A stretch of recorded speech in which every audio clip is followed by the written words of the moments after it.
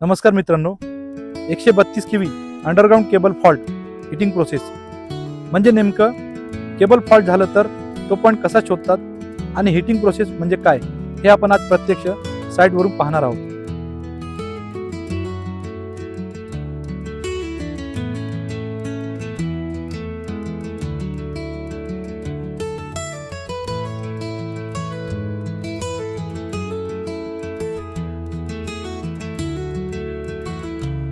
इथे MSCTCLची 132 KV underground cable line गेली आहे.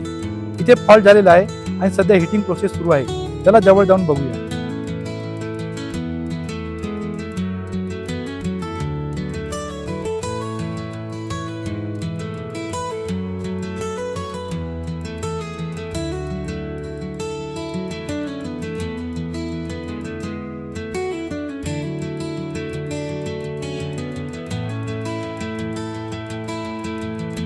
हे बघा, इथे आपण केबलला आता हिटिंग देत आहोत.